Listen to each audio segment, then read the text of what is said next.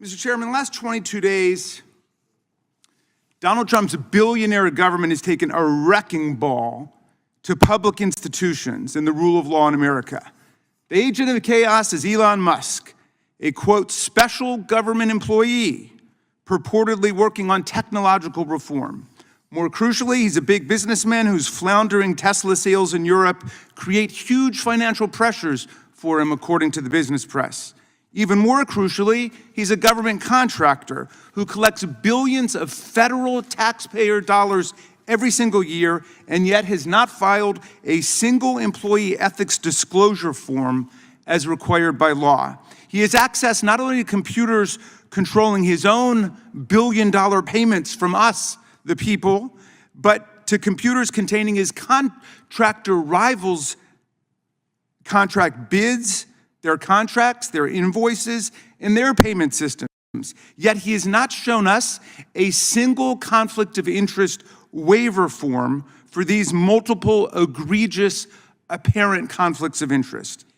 He and his mutant teenage racist computer hackers have taken possession of financial payment systems at the United States Department of Treasury, meaning data access to the private financial records of every American citizen, every member of Congress, every federal prosecutor, every regulator who's supposed to be looking at what his business does, every private lawyer and every federal judge who they're now calling for the impeachment of because they dare to speak up for the rule of law. What could go wrong with this situation?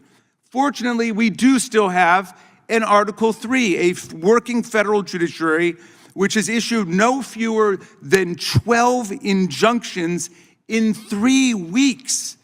12 temporary restraining orders or preliminary injunctions in 3 weeks against the illegality of this arrangement, including an injunction against any further unlawful seizure, possession, and corruption of Americans' private financial data.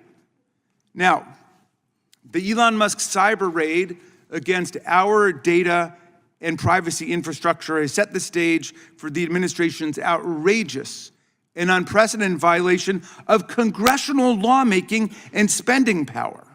That's what the first hearing of this subcommittee should be about, Mr. Chairman, the blatantly illegal and quickly reversed freeze on billions of dollars in federal grants already appropriated by the United States Congress, programmed by the agencies, contracted for by government lawyers, and in the proper pipeline for payment.